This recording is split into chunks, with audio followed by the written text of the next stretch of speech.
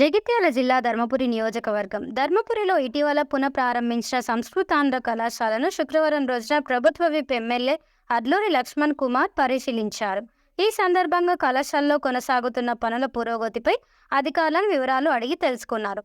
త్వరగా పనులను పూర్తి చేసే విధంగా చర్యలు తీసుకోవాలని అధికారులకు సూచించారు. అనంతరం minority welfare society community hall ప్రారంభోత్సవ కార్యక్రమంలో పాల్గొని హాల్ని ప్రారంభించారు.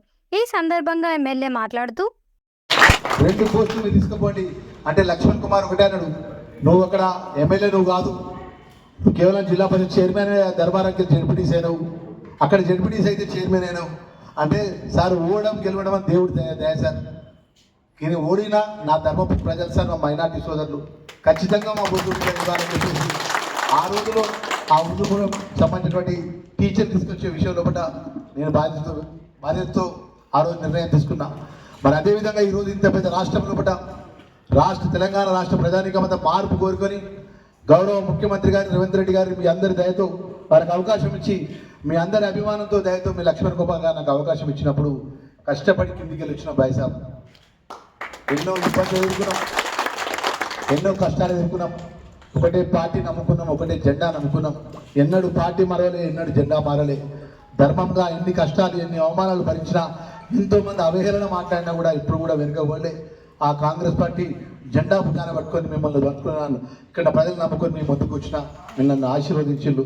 మీకు ఎక్కడ కష్టం రాకుండా మీ మైనార్టీలకు సంబంధించిన సమస్యలు నేను బాధ్యతతో అన్నీ కూడా పూర్తి చేస్తానని చెప్పి ఈ సందర్భంగా మనం చేస్తున్నాం. దయచేసి మీరు అందరిగా భావించండి. ఎందుకంటే 8 నెలలు గవర్నమెంట్ వచ్చింది, 4 నెలలు ఎలక్షన్ కోడ్ పోయింది, 4 నెలలు పరిపాలన జరిగింది. రాబోయే కాలంలో దశల వారీగా, ఎందుకంటే 4 సంవత్సరాల 4 నెలలు దేవుడు మీ అందరి దయతో మాకు అవకాశం ఇచ్చాడు.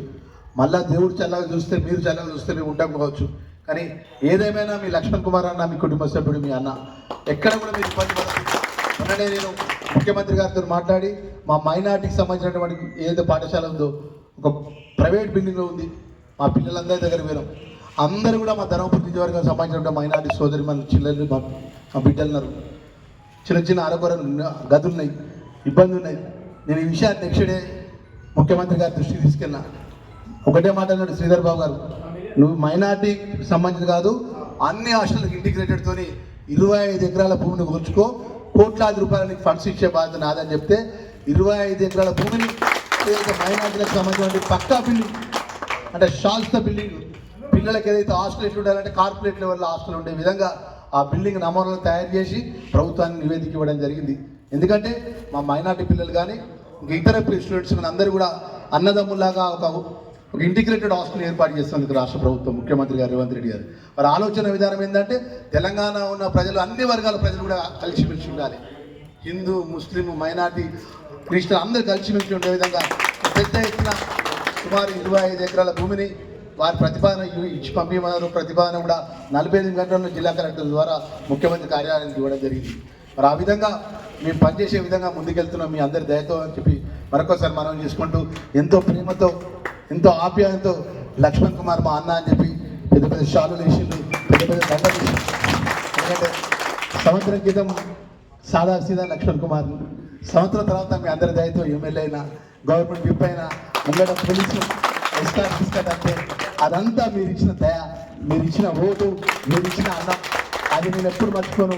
దేవుని దండం పెట్టేటప్పుడు కూడా అనుకుంటా, మా తాత మా నాయనమ్మ, మా నాన్నమ్మ మేము ఎక్కడికి వెళ్ళి వచ్చినాం, ఈ బంగ్లాలో ఉంటున్నామంటే ధర్మపురి ప్రజలు ఓట్లు వేసారు కాబట్టి ఈ బంగ్లాలో ఉంటున్నాం అంత తప్ప వచ్చింది కూడా విరవీగిపోయి మేమే నడుస్తుంది, మాదే నడవాలి, మా పార్టీ నడవాలి అని అనుకోని ఆ భగవంతుడి గీత ఇట్లా ఉంటే అట్లా వస్తుంది. కానీ అందరితో మంచిగా ఉండడానికి ప్రయత్నం చేస్తాం. ఆ విధంగానే మీరు మమ్మల్ని ఉపయోగించుకోవాలి. ఏ వివాదంలో కూడా మనం లాగకుండా, మా ఎమ్మెల్యే అంటే మా కుటుంబ సభ్యులాగా రాజకీయ పరంగా ఎవరి అభిప్రాయాలు వాళ్ళు ఉన్నామని, ఎలక్షన్ అప్పుడు ఎవరి జెండా వాళ్ళు పట్టుకోండి, ఎవరి పార్టీ వాళ్ళు ఉండండి. వ్యక్తిగతంగా 2,26,000 ఓటర్లకు నేను ఎమ్మెల్యేను. మీ కుటుంబ సభ్యుడిని, మీ అన్నని చెప్పి మరొకసారి మనవి చేసుకుంటూ, ఎంతో ప్రేమతో ఇంత గొప్పగా నాకు స్వాగతం పలికి నన్ను సన్మానించిన ప్రతి ఒక్క మైనార్టీ సభ్యుడికి చేతులు జోడించి నమస్కరిస్తున్నా, సెలవు తీసుకుంటున్నా. ఈ కార్యక్రమంలో మైనార్టీ నాయకులు, కార్యకర్తలు, పార్టీ నాయకులు, కార్యకర్తలు తదితరులు పాల్గొన్నారు.